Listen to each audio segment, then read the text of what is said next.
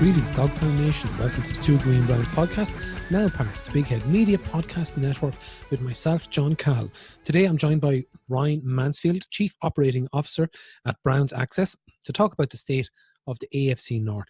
Myself and Ryan will go through the first four games and we'll review the first four games for each franchise, and we'll have a quick peek ahead to what lies ahead for each of the four teams over the four coming weeks and where the chips might lie when we come to the halfway point of the league, as we're exactly quarter-way point through the league now at the moment.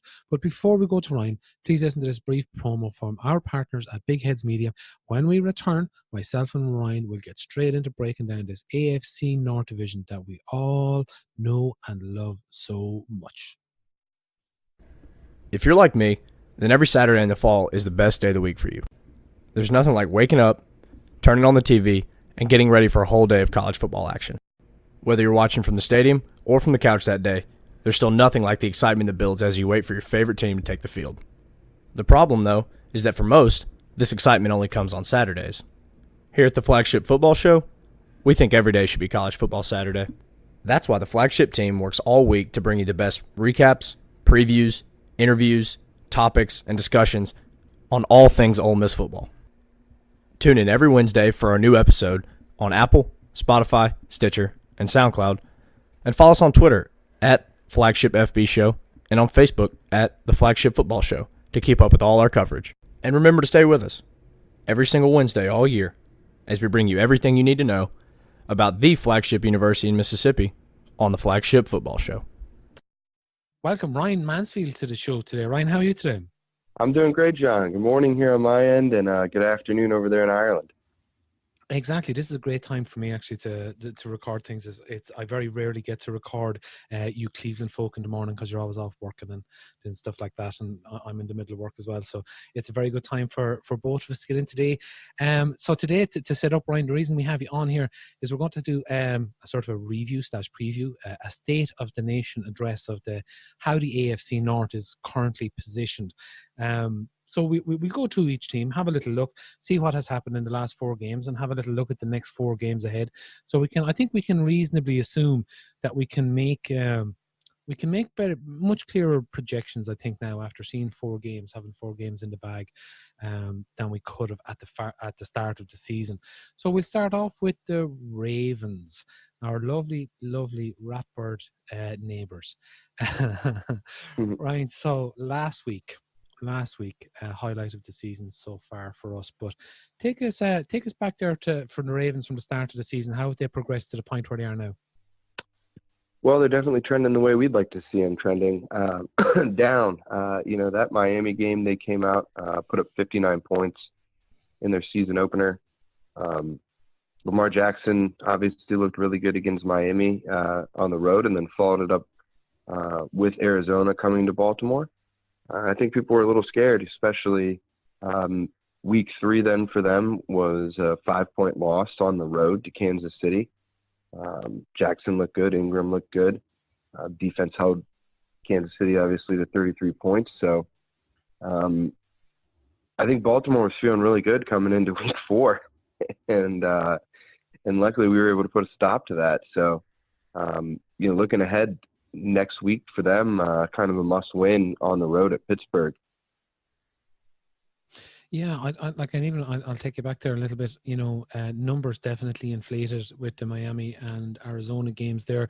But even if you look at Lamar Jackson's passing yards haven't fallen off too much. Even like playing Cleveland and playing Kansas City. Now, Kansas City's defense aren't all that either at the moment, and I think that scoreline kind of belies how close that game was. I don't think it was as close as 33-28 might suggest. And same with the Cleveland game. I think the last touchdown, 40-18, would be more of a reflection of how the game actually went. However, I do see a trend of Jackson's yards sort of holding, through those games. So I would sort of see the next couple of games. I think the Pittsburgh and Cincinnati games for the Ravens are quite winnable next 2 weeks. Yeah, I think so too. And, it'd be interesting, especially at this point, 4 games in, as you said, you can kind of see the division shape up And obviously right now I'm rooting for I'm rooting for the Bengals anytime they get a shot at either of these two. So, but realistically, you're right. With Big Ben out, I think the Ravens in Pittsburgh will be a close game, and one they could definitely win. And obviously Seattle, one of the teams we have to play. Everybody in the division has to play this year, and they were in a close game with Cincinnati, and they were in a pretty close game with Pittsburgh as well. So, looking one more out for the Ravens in similar shape as the Browns. They have New England, but luckily for them, they get them at home in a Sunday night matchup. Yeah, it'll be interesting to see how all the teams in the AFC North end up playing against Seattle. I think Seattle are trending up at the moment. Sort of sneaky good team there, and I think of all the teams, if you look at the games here now, and myself, if I was projecting where the Ravens were going to be sitting at the end of week 8 at the halfway point in the league, I would be looking at the Ravens maybe 4-3. At the moment, I think Seattle is the only banana skin they have there, and I think they'll beat Pittsburgh. I think Rudolph might be getting found out when there's a sufficient pass rush up against them. I think now he has the benefit of having quite a strong team around him and being not a terrible quarterback, but I think if to get to him, I think the Ravens could make him pay, and I think Cincinnati are going to be a walkover for the Ravens, to be quite honest. Not only they're going to put up much of a fight, and the Seattle, I think, could be the only one that trips them up before week 8. So, I think this is a dip time for Lamar Jackson. If the Ravens don't come out of this stretch at 4-3, I think the bubble may have burst at that point, and the shine might come off of Lamar Jackson very quick. Yeah, I think that's a really good point. And obviously, as Browns fans, we're kind of hoping for that. Pittsburgh missing their starting quarterback, looking like the weakest team they've probably had in a decade. Obviously no Bell, no Brown anymore. And, if the Ravens could fall apart, it would make things a lot easier for Cleveland. Yes, that would definitely. But for the Ravens to fall apart, obviously the Steelers have to come in and do something at least this week. And on that note, we'll move on to the Steelers next, and in the pecking order, the Steelers obviously suffering really badly. I think with the loss of Ben Roethlisberger and with Mason Rudolph having to step in. If you look at the stats across the board, haven't got the rushing game up to where they wanted, haven't got the White like Schuster and Mason Rudolph not exactly on the same page yet, but getting there, I think. They have losses to New England, Seattle, San Francisco. That's a tough schedule. That's a tough start to the year for the Steelers, and they had a gimme against Cincinnati last week. So how do you feel? Like, do you feel their 3-1 or 1-3 status is underinflated or overinflated at the moment, Ryan? Do you think they're value for what they are? That's tough. That's tough, John. I obviously got really stomped on by New England. That's a tough loss. Roethlisberger played the whole game. They clearly weren't as good as them to start the season. And a close one to Seattle with the backup, and a close one to San Francisco with a backup quarterback. So another big trend of heading into this weekend is we don't really know how good San Francisco is at 3-0, right? So, I would say I'll give Pittsburgh the benefit of the doubt. They're probably a little bit better than 1-3. Yeah, I tend to agree with you there. As I said, they have not had an easy start to the schedule, and unfortunately for them, then like projecting forward weeks 5, 6, not until week 8 do they get a break. Like, they've Baltimore coming into town, tough game. They are at Los Angeles, who are, not an easy game for any team. And then by week 7 and then week 8 into Miami.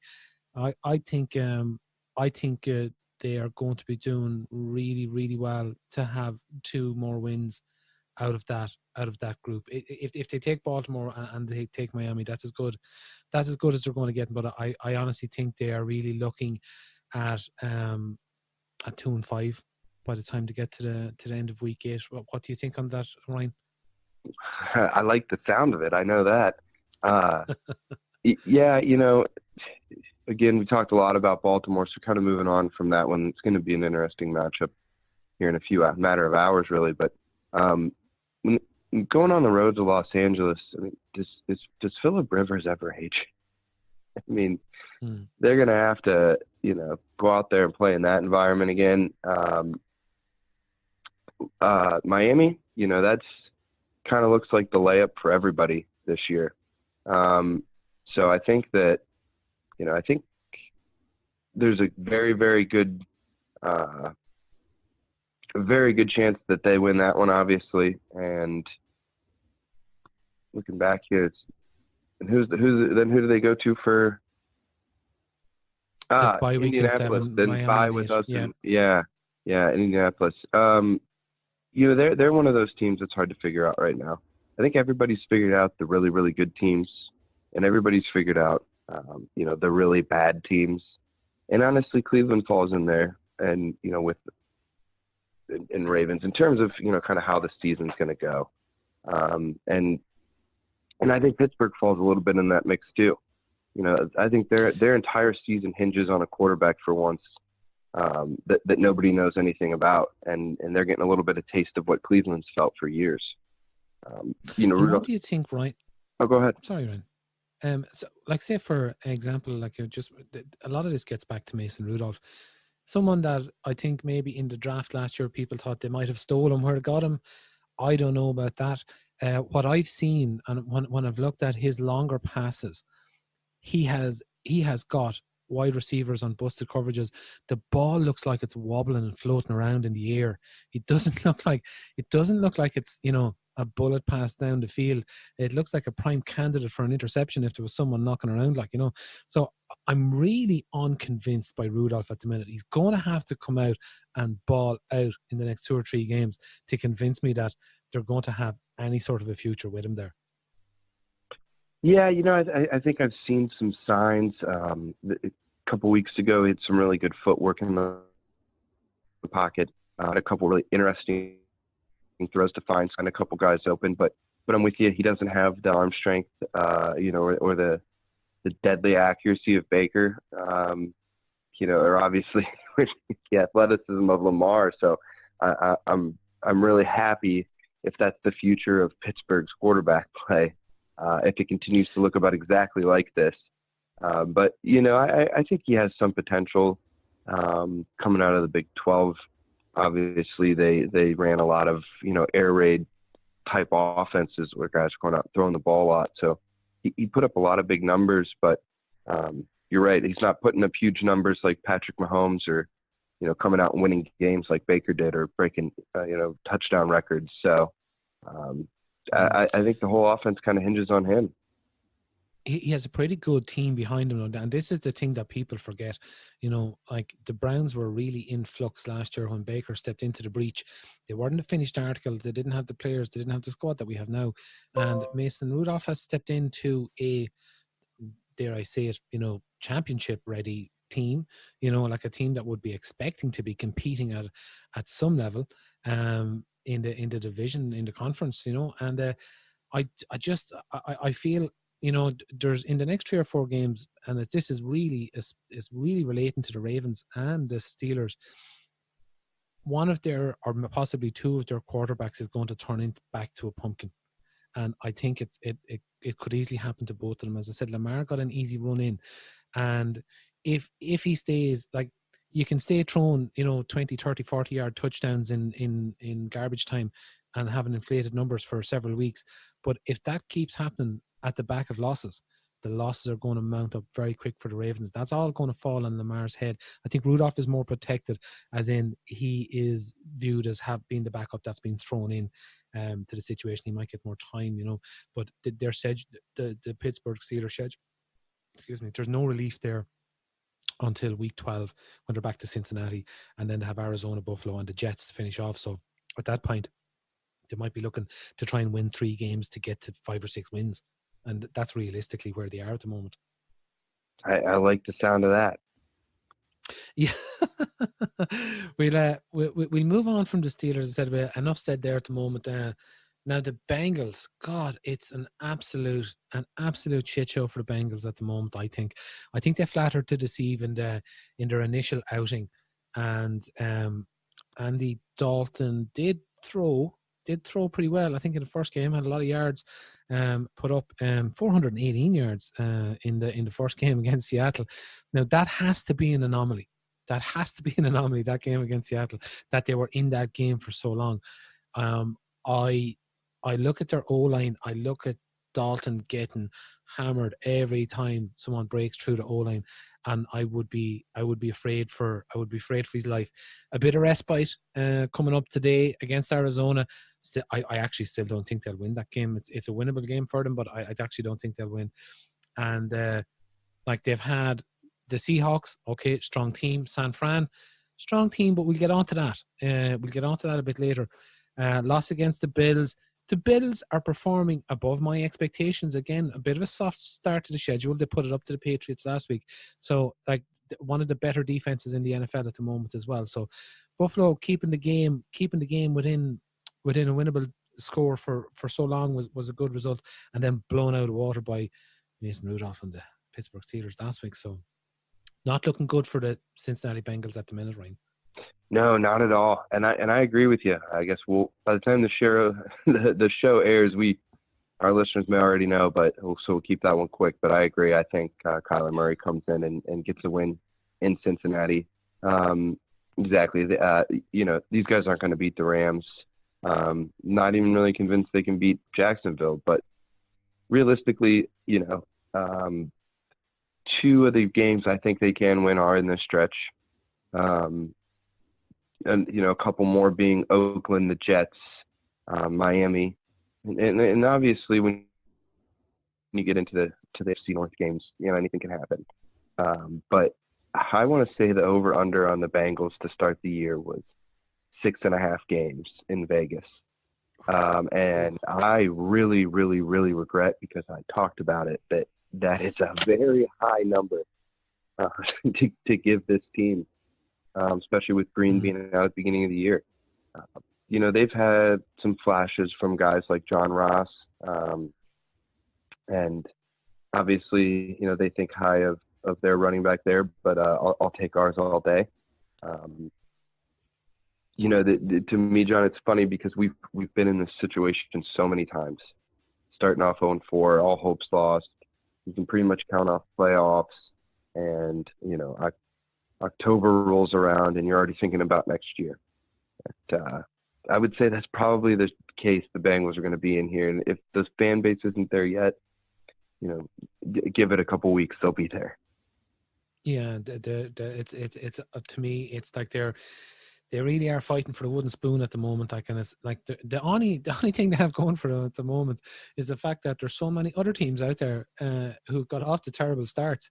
The Jets are trying their best there to get the number one overall pick. The Arizona Cardinals, there's I think Oakland isn't doing too well. There's a lot of teams down hovering around Miami.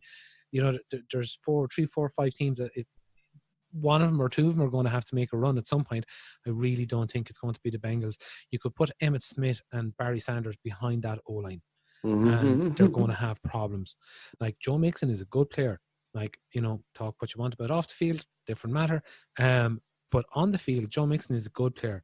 He's going to have a very difficult time. They now have, I think Ross is out, and AJ Green's still out.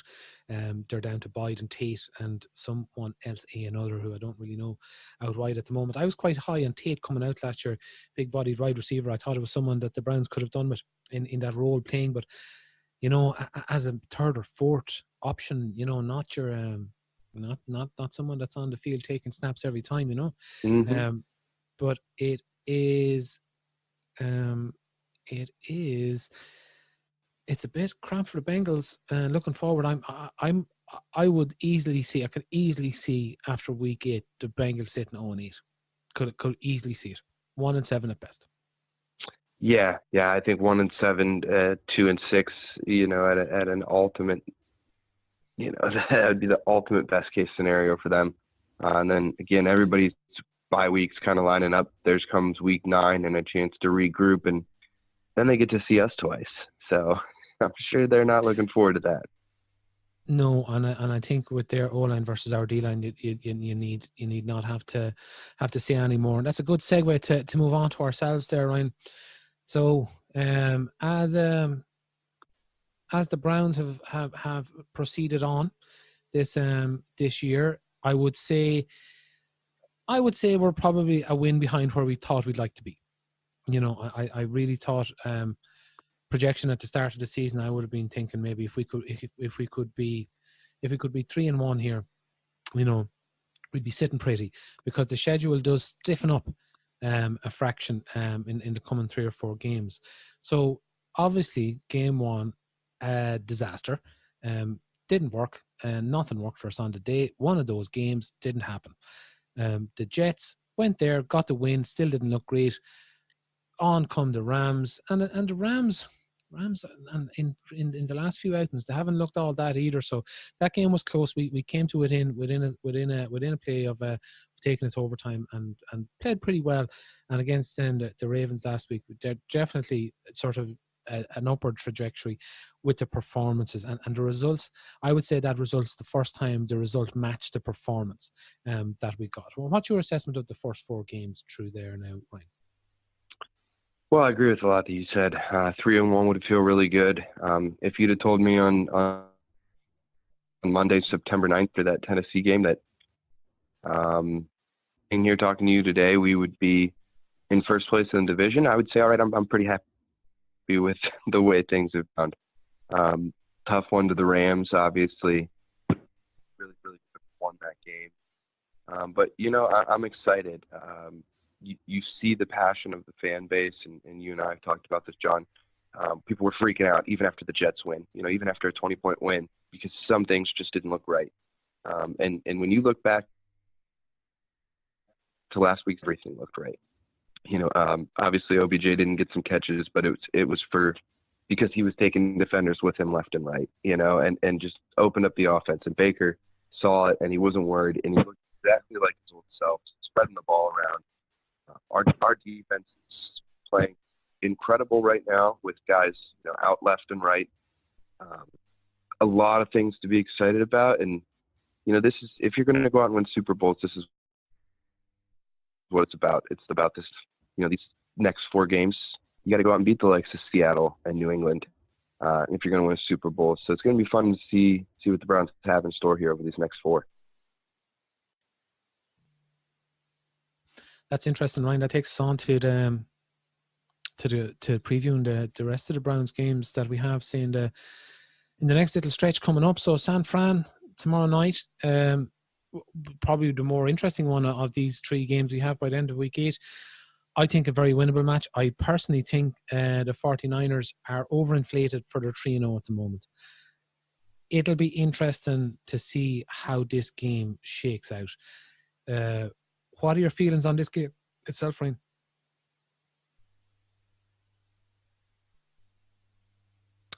Yeah, I'm with you, John.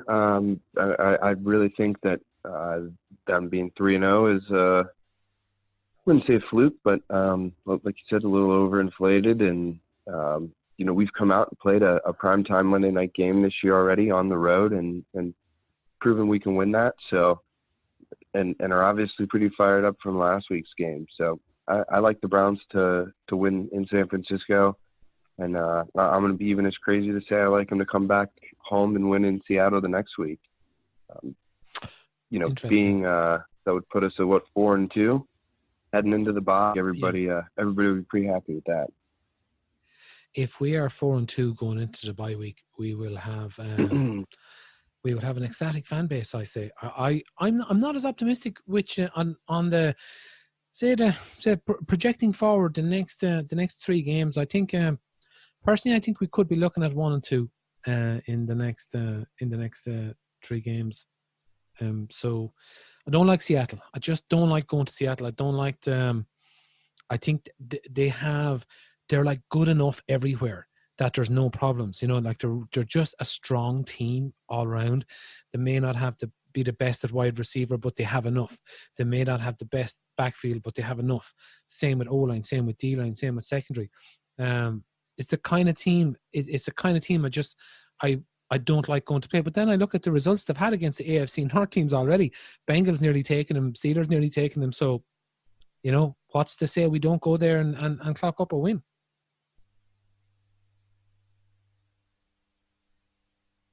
Yeah. Well, we got them in Cleveland too next week. So I don't remember if the Bengals or Steelers played them where they played, but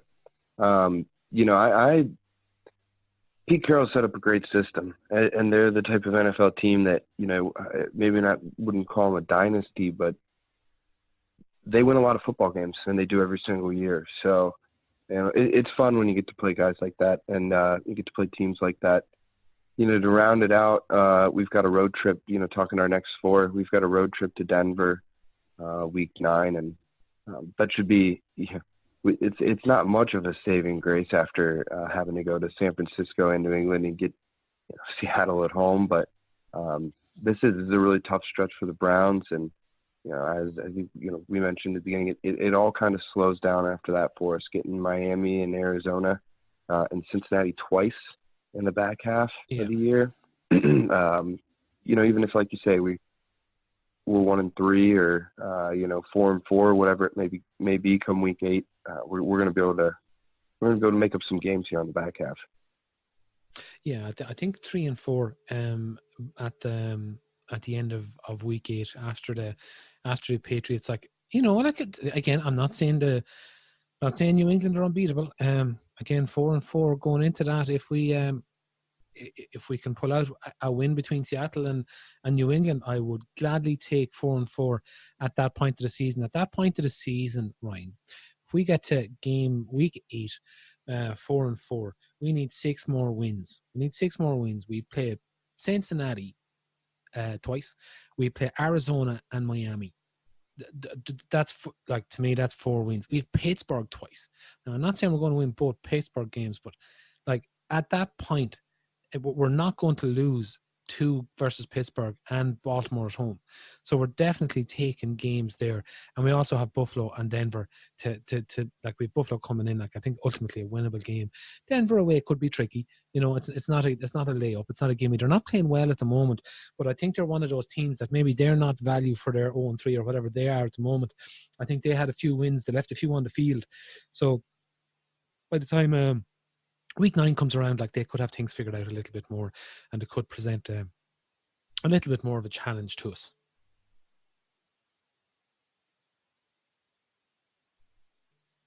Yeah, absolutely. The Browns are making the playoffs, and I think we're going to get to 11 wins. And I think this is going to be one of those years where the AFC North just beats up on itself, and we're just a little better than everybody else. We saw, a lot of years over the last decade with Pittsburgh and Baltimore and, them coming around and beating up on us. And like you said, if we really should beat the Bengals twice. We should take one from Pittsburgh. And if we play like we did, in Baltimore when they come to Cleveland, we're going to beat them again, a couple of days before Christmas. So it's a really interesting back half of the year. You think back to last season where we had a lot of tough games in the back half of the schedule. And they went out and won a lot of them. So, I think this momentum, getting that big win over Baltimore, can you imagine how this conversation would go had we had not gotten the win last week? We probably all would have lost hope going into the stretch. Yeah. And I think, as I said, it's this little middle stretch we need to come out of. And I think what we'll do, Ryan, is we'll make a date. We'll come back again after week 8, after we've seen how the chips have fallen in the AFC North. We'll be post our New England game. My hunch on how the division is looking at that point is going to be the Browns and Ravens on 4-4 / 3-4 records roughly.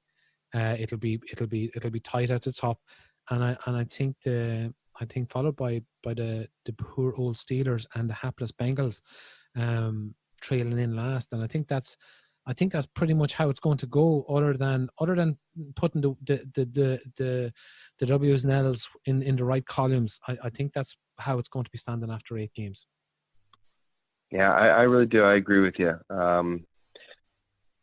But I think we got to hope that, maybe if we steal one from New England, they can beat up on the rest of the division. Little things like that can really, big things like that, I guess, can really make a huge difference. And Baltimore's got, they've got some tricky games at the end of theirs too. So I totally agree with you. I think maybe I'll be a little different and say the Browns have a full 1 game lead here coming into week 8. I can see that. I can see that. As I said, and the overarching stories really, and apart from and I wouldn't count the Browns in this. We're okay at quarterback.